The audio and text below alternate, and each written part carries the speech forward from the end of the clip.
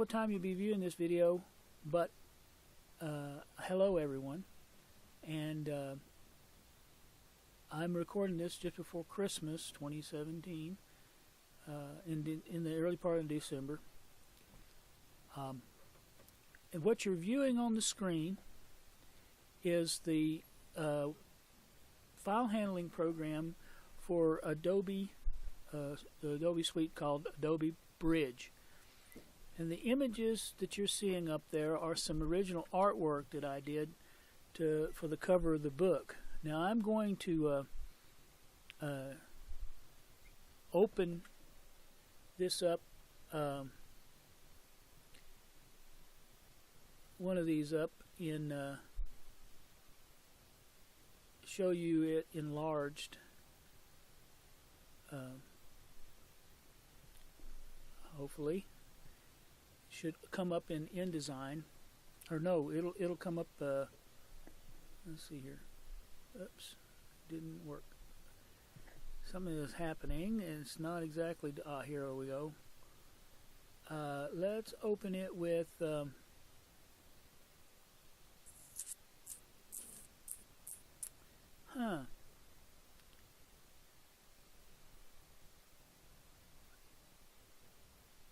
I don't see the program I normally open it with. I created this in Illustrator, but I don't really want to show it to you in Illustrator. Let's do it in Paint.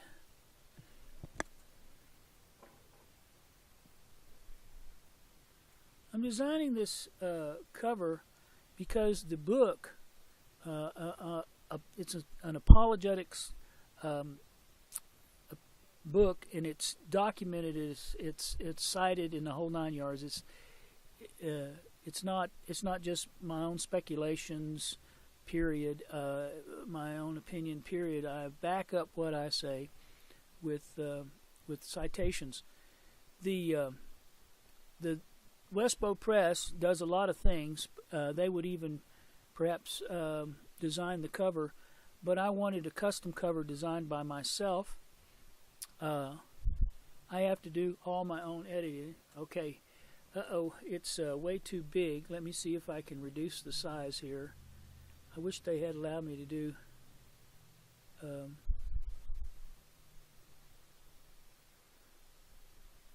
here we go. Gonna have to move my deal over to accommodate the picture. There, now you can see it. Okay. This is some original artwork I did. I did it on an artboard with paintbrushes and using both acrylic and oil pastel paints. And it is intended to be an illustration of the beginning of the universe. At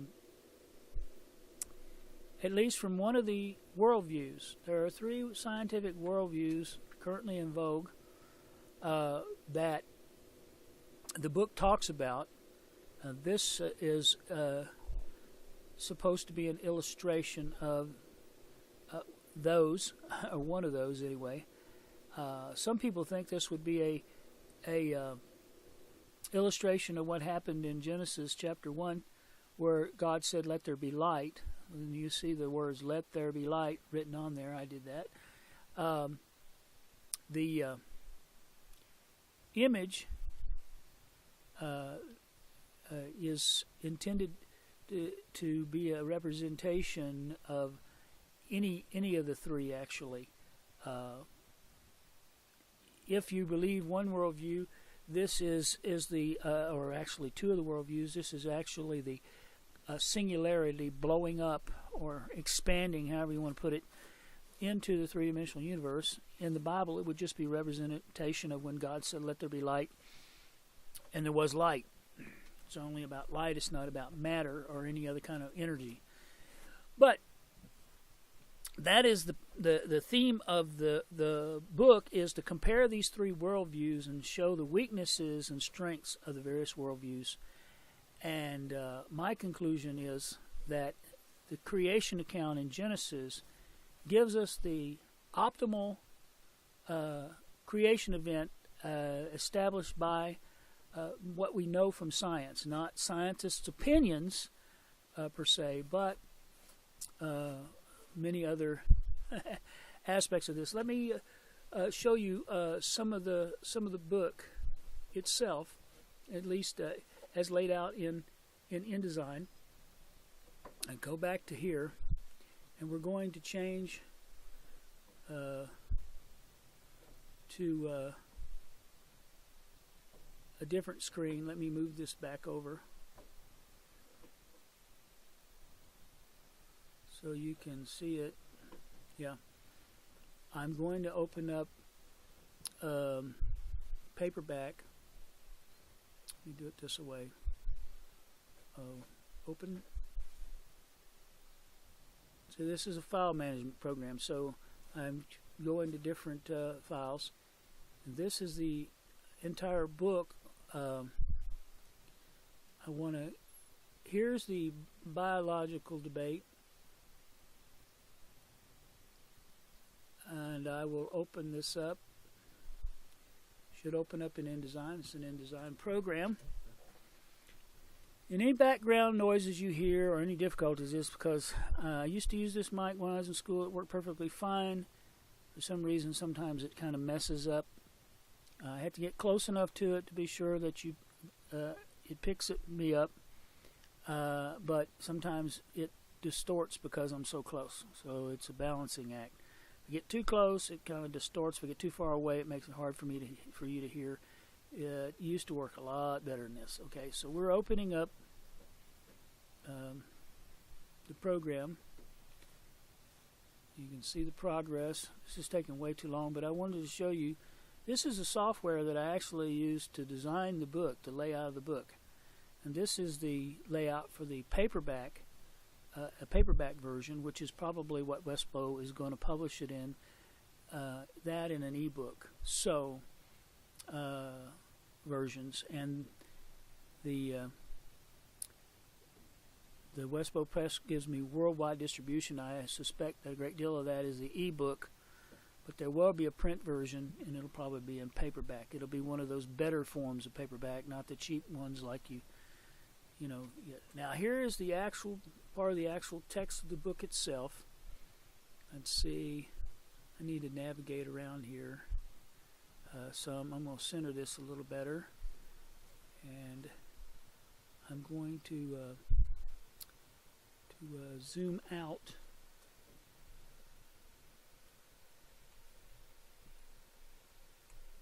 It's not working.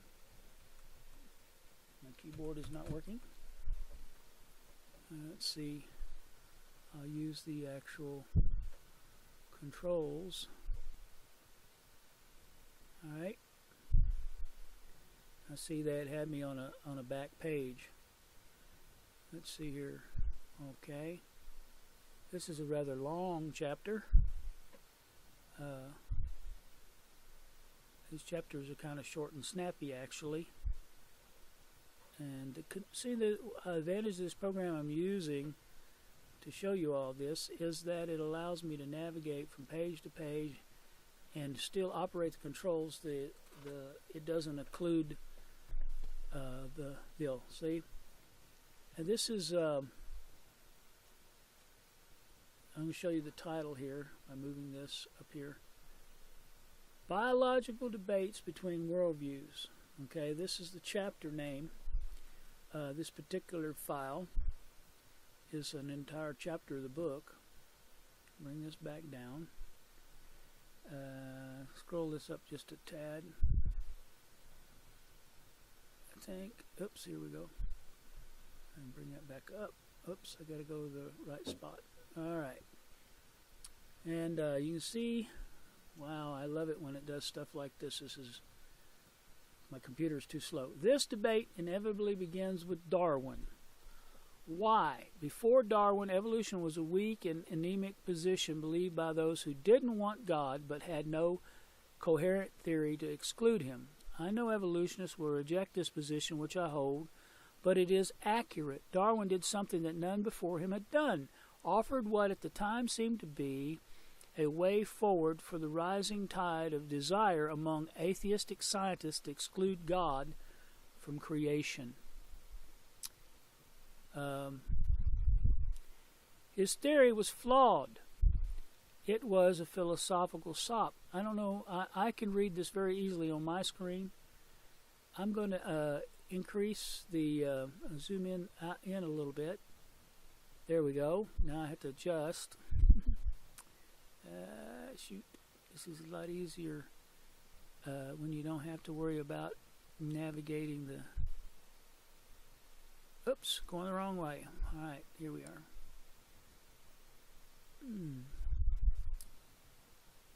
All right, now hopefully you can see it better. His theory was flawed. It was a philosophical sop. However, to those who raised his name on high and endorsed his viewpoint, what evolutionists... See, I need to proofread this better. However, to those who raised his name on high and endorsed his... oh, I see. I'm reading it wrong. The point is that this was a philosophical sop to those who endorsed his viewpoint, and then thus they acclaimed him. They raised his name on high. I should probably reverse that. What evolutionists don't want the world to know is, for Darwin, the attraction was not so much a rejection of God. He held a degree in theology, as the embracing of racial prejudice. He was a racist. He thought that the white race, whatever that means, was the superior humans, and the racial connotations of Darwin's theory allowed him to exercise his racism even with the blessing of a divine moral code. Since we are evolved animals and animals aren't equal, so too humans, if their other races were, so too humans, if these other races were even really human and not some other kind of talking animal, had some races who were superior to others. Now, this is the way that Darwin viewed things, and the atheists that embraced that might reject his racism, but that was the root of his desire to endorse and espouse evolution. This is the kind of things that I'm including in the book, and I just wanted to give y'all a little kind of snapshot. We could go on down here to another page, and I talk about this right here. At bottom with a cell, it all starts with the information that forms the proteins that are used to create the structure. An often used example is the flagellum motor of a bacterium. While bacteria is an example of a simple cell that is as complex, a bacteria is an example of a simple cell that is as complex as any cell, thousands of types of multicellular, that needs to be redone. See, and that's something else. In creating this book, I have to do all my own proofreading. I can't. I don't have a publisher who's going to publish this for me and pay me royalties and has people to proofread it and allow me to make whatever changes made. I have to do all my own proofreading or get someone to volunteer to help me proofread, because I can't afford to pay someone to proofread this for me. So I've got to go through all of this and make corrections. Sometimes when you read back over stuff you've written, you knew what you were saying when you said it, but when you go back to read it, you're running, what was I trying to say there? And you have to make corrections. It is by no stretch of the imagination simple, I'm talking about the cell here, unless you are comparing it to a cell from, say, a human. It is a complex structure, but it also contains an irreducibly complex structure that only forms a part of the overall cell. What I'm saying is the cell itself is very complex, but it has a component that is also very complex, irreducibly complex. And I talked about what that meant in this, but that was either earlier or later, I can't remember. This is the structure called the flagellum motor, which allows it to move through its liquid environment so it can capture food.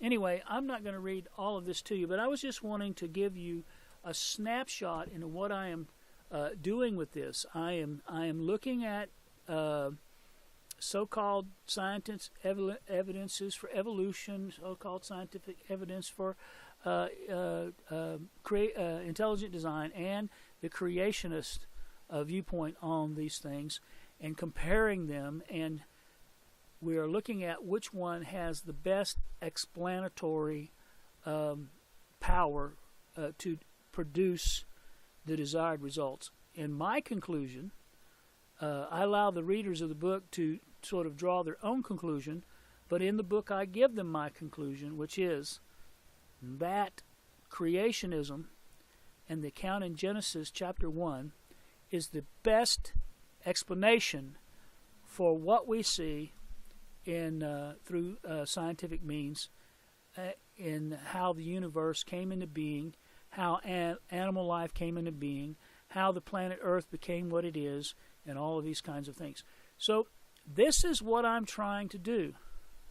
And I originally set out to publish 3 textbooks for 6th, 7th, and 8th graders, science textbooks for Christian schools and for homeschoolers who are Christian, of course.